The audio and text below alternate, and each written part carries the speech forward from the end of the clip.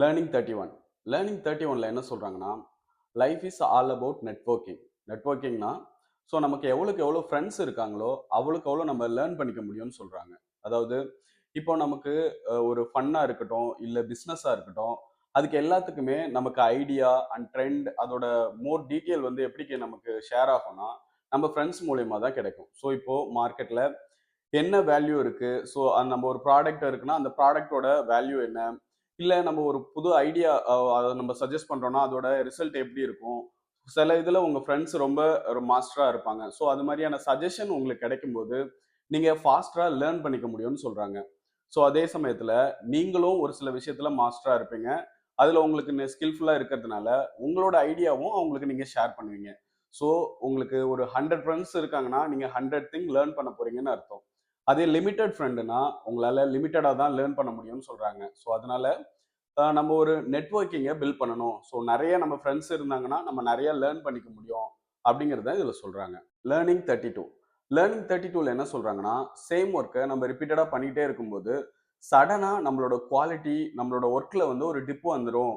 அப்படி நம்மளோட performance poor ஆகும்போது, இல்ல பேட் ஆகும்போது, கிளையன்ட்டுக்கு கூட அது தெரியாது அப்படின்னு சொல்றாங்க. ஏன்னா, நம்ம வந்து இந்த சேம் ஒர்க்க இதுக்கு முன்னாடி நல்லாவே டெலிவர் பண்ணிட்டு இருப்போம். சடனா நம்ம இன்னெஃபிஷியன்ட் ஆனதும், அவங்களுக்கு அது ஐடென்டிஃபை பண்ண முடியாதுன்னு சொல்றாங்க. ஸோ அப்போ இன்னொரு வெண்டார் வந்து, அவங்களுக்கு இத விட பெட்டரா இவங்க பண்றத விட நாங்க பெட்டரா பண்ண முடியும்னு ஷோ பண்ணும்போது, இம்மீடியட்டா இவங்க கான்ட்ராக்ட்ட கேன்சல் பண்றதுக்கு சான்சஸ் அதிகமா இருக்கு அப்படின்னு சொல்றாங்க.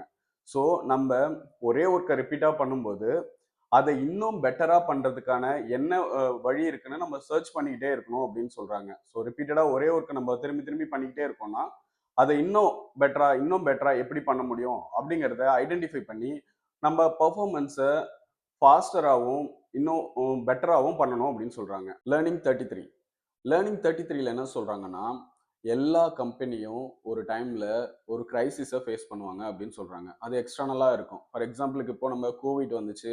கோவிட் வந்த டைம்ல அ ஆஃபீஸ்க்கு வந்து யாராலயும் ஒர்க் பண்ண முடியல. ஸோ அந்த டைம்ல ஒர்க் ஃப்ரம் ஹோம்ல தான் எல்லாரும் ஒர்க் பண்ணாங்க. ஈவன் நெறைய பேருக்கு அங்க ஆஃபீஸ்லேருந்து சிஸ்டம் கூட டெலிவர் பண்ண முடியல. ஸோ இந்த மாரி நெறைய கிரைசிஸ் சிச்சுவேஷன் வந்துட்டே இருக்கும்.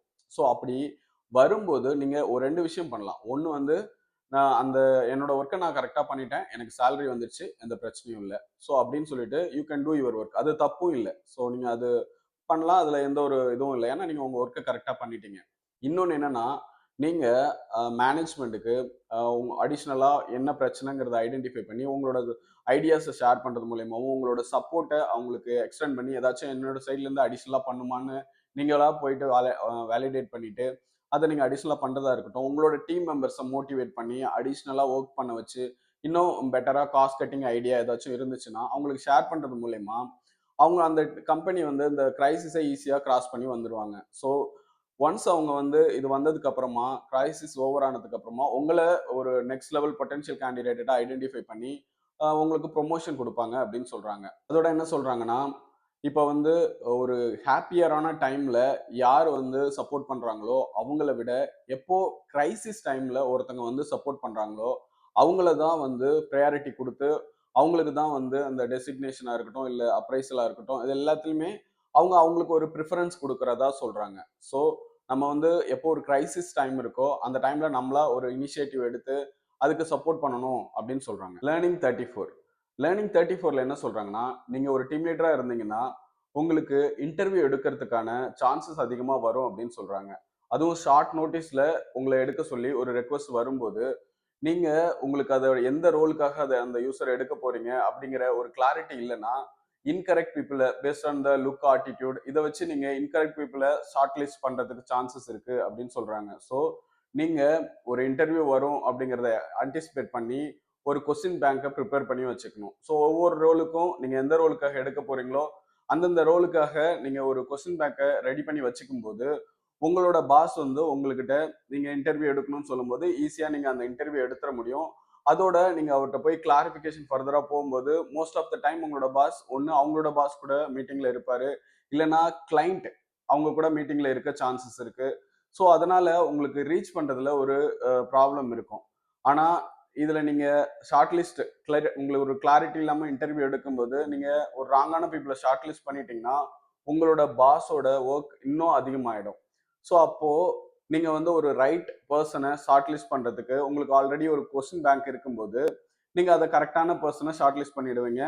ஃபைனலைஸ் வந்து உங்களோட பாஸ் யாரை செலக்ட் பண்றதுன்னு பண்ணிடுவாரு. ஸோ அப்போ அவரோட ஒர்க் பர்டன் கம்மியாயிடும். அவரு இயர்லியரா வீட்டுக்கு போயிடுவாரு. ஸோ அப்படி இருக்கும்போது அதுக்கு காரணமா இருந்த உங்களோட இந்த ஆக்டிவிட்டியை அவங்க நோட்டீஸ் பண்ணி உங்களோட ப்ரொமோஷன் அது அடுத்தது உங்களோட அப்ரைசல் அதுலலாம் உங்களுக்கு ஒரு பெட்டர் பர்ஃபார்மரா கன்சிடர் பண்ணி நல்ல பர்ஃபார்மன்ஸ் கொடுப்பாங்க. லேர்னிங் 35 லேர்னிங் 35ல என்ன சொல்றாங்கன்னா, உங்களுக்கு ஒரு டீமை லீட் பண்றதுக்கான சான்ஸ் கிடைக்கும்போது அப்போ நீங்க ரொம்ப அப்ரோச்சபிளா இருக்கணும் அப்படின்னு சொல்றாங்க. அப்ரோச்சபிள்னா உங்களோட டீம் மெம்பர்ஸ் உங்களை எப்ப ரீச் பண்ணாலும் நீங்க ஆன்சர் பண்றதுக்கு ரெடியா இருக்கணும் அப்படின்னு சொல்றாங்க.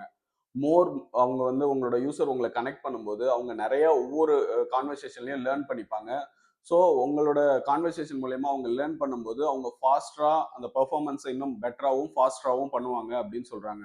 சப்போஸ் நீங்க அவங்களுக்கு ரீச்சபிளா இல்லை அப்படின்னா அவங்க வந்து இன்கரெக்ட் டெசிஷனை அவங்க ஓனா எடுக்கிறதுக்கான சுச்சுவேஷன் வரும். ஸோ அப்படி அவங்க எடுக்கும்போது அது கிளைண்ட் எஸ்கலேஷன், இன்கரெக்ட் ப்ராசஸ் அது மாதிரியான பிரச்சனைகளை லீட் பண்ணும்போது உங்களோட பேர்டனை இன்னும் அதிகமாக்கிரும். அதோட உங்களோட பர்ஃபார்மன்ஸையும் அது பேடா ஷோ பண்ணுன்னு சொல்றாங்க.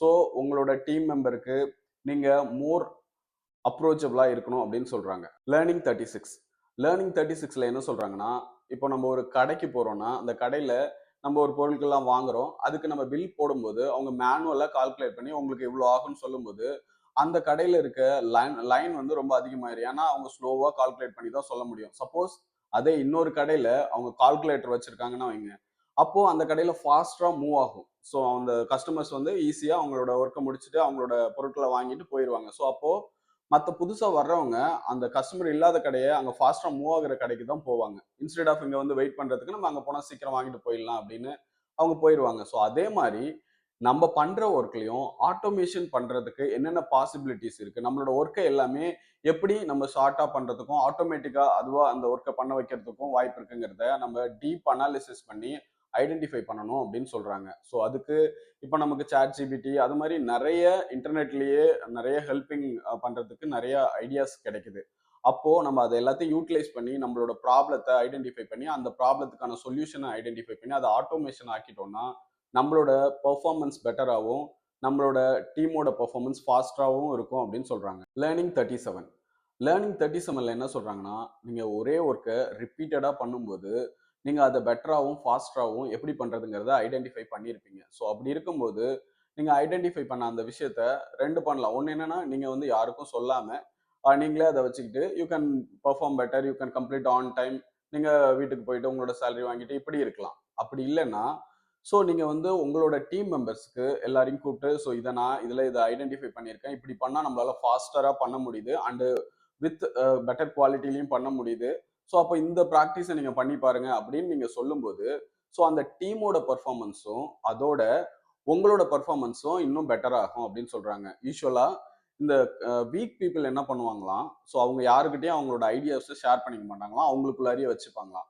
பட் இந்த கான்ஃபிடென்ட் பீப்புள் என்ன பண்ணுவாங்கன்னா அவங்க என்ன லேர்ன் பண்ணிக்கிட்டாங்களோ ஸோ அதை வந்து எல்லாருக்கிட்டையும் போய் ஷேர் பண்ணுவாங்களாம். ஸோ நீங்க கான்ஃபிடென்ட் பீப்புள் அப்படிங்கிற அந்த லிஸ்ட்ல இருக்கீங்கிறத உங்களோட சூப்பர்வைசர் எப்படி ஐடென்டிஃபை பண்ணுவாங்கன்னா உங்களோட தாட்டை ஷேர் பண்றது மூலயமா.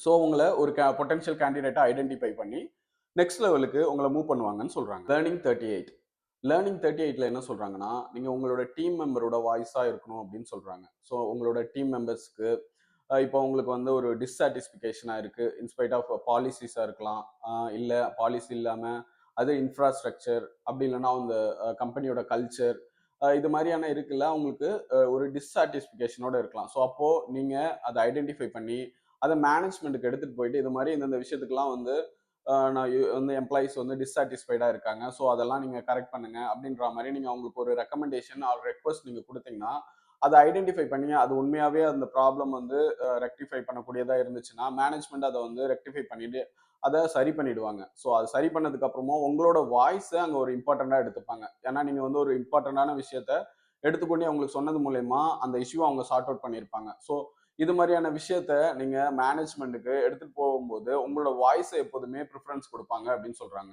லேர்னிங் 39 லேர்னிங் 39ல என்ன சொல்றாங்கன்னா, உங்களோட அசஸ்மெண்ட் அபவுட் த டீம் மெம்பர்ஸை நீங்க வந்து மேனேஜ்மெண்ட்டுக்கு ஷேர் பண்ணணும் அப்படின்னு சொல்றாங்க. அதாவது ஒருத்தங்க வந்து பெட்டரா பெர்ஃபார்ம் பண்ணுவாங்க, இன்னொருத்தங்க பேடா பெர்ஃபார்ம் பண்ணுவாங்க. இது எல்லாமே மேனேஜ்மெண்ட் வாட்ச் பண்ணிட்டே தான் இருப்பாங்க. ஸோ நம்மளோட மேனேஜர் அத வாட்ச் பண்ணிட்டு தான் இருப்பாங்க.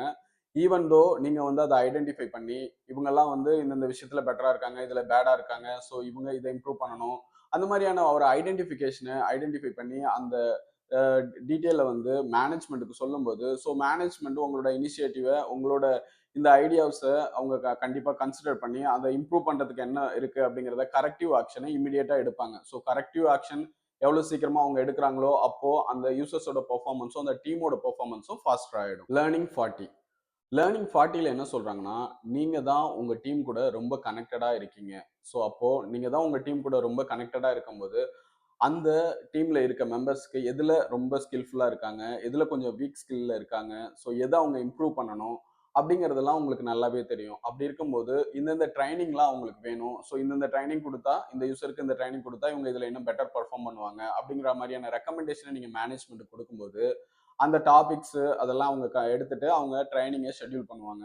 ஸோ அது மூலியமா அந்த ட்ரெய்னிங்ல அவங்க உங்களோட டீம் யூசர்ஸ் வந்து லேர்ன் பண்ணிட்டு, அந்த அவங்களோட பெர்ஃபார்மன்ஸ் வந்து பெட்டராவும், ஃபாஸ்டராவும் இருக்குன்னு சொல்றாங்க. அதோட உங்களோட வீக்னஸையும் நீங்க ஐடென்டிஃபை பண்ணி, ஸோ உங்களுக்கு எந்த ட்ரெய்னிங் வேணும்னாலும், அதையும் நீங்க வந்து ரெக்வெஸ்ட் பண்ணி, அந்த ட்ரெய்னிங் எடுத்துட்டு, நீங்களும் பெட்டரா பெர்ஃபார்ம் பண்ணி, ஃபாஸ்ட்டா உங்களோட ஸ்கில்ஸை என்ஹான்ஸ் பண்ணிக்கணும் அப்படின்னு சொல்றாங்க.